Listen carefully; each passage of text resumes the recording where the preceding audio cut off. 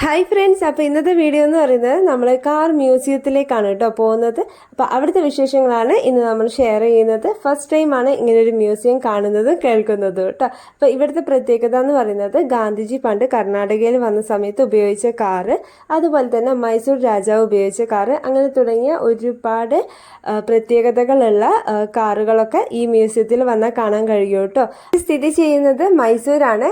ഈ ഒരു മ്യൂസിയത്തിൻ്റെ പേര് പയ്യന മ്യൂസിയം എന്നാണ്. ഒരു ഓട്ടോമൊബൈൽ മ്യൂസിയം ആണ്. അപ്പോൾ ഇതിൽ ഏകദേശം ഒരു 70ഓളം കാറുകൾ നിങ്ങൾക്ക് ഇവിടെ കാണാൻ സാധിക്കുന്നതായിരിക്കും. നിങ്ങൾ എപ്പോഴെങ്കിലും മൈസൂർ വരികയാണെന്നുണ്ടെങ്കിൽ തീർച്ചയായിട്ടും കണ്ടിരിക്കേണ്ട ഒരു സ്ഥലമാണ് കേട്ടോ. അടിപൊളിയാണ്. അപ്പോൾ ഈ ഒരു സ്ഥലത്തിൻ്റെ ലൊക്കേഷൻ ഞാൻ ഡിസ്ക്രിപ്ഷൻ ബോക്സിൽ കൊടുത്തേക്കാം. അപ്പോൾ നിങ്ങൾക്കത് യൂസ്ഫുൾ ആയിരിക്കും. പിന്നെ നമ്മൾ ഇതിൻ്റെ എൻട്രി ഫീസ് എന്ന് പറയുന്നത് ഒരാൾക്ക് 50 രൂപയാണ് കേട്ടോ. അത് ശരിക്കും വേർത്താണ്. ഏകദേശം നമ്മൾ 2 മണിക്കൂറെങ്കിലും കാണേണ്ട കാഴ്ചകൾ ഇതിൻ്റെ ഉള്ളിലുണ്ട് കേട്ടോ. അപ്പോൾ നമുക്ക് അതൊരു വലിയൊരു എമൗണ്ട് ആയിട്ട് തോന്നി. ഇവിടുത്തെ ടൈമിംഗ് എന്ന് പറയുന്നത് രാവിലെ 9:30 മുതൽ രാത്രി 8 മണി വരെയാണ്. ആ ഒരു ടൈമിൽ നമുക്കിവിടെ വരാവുന്നതാണ് കേട്ടോ.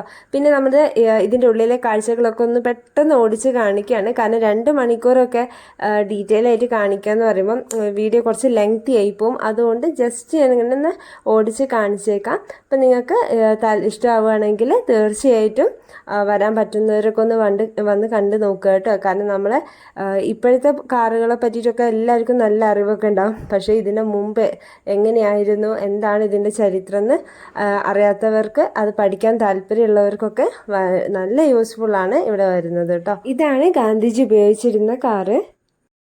ഇത് മൈസൂർ രാജാവ് ഉപയോഗിച്ച കാറാണ്.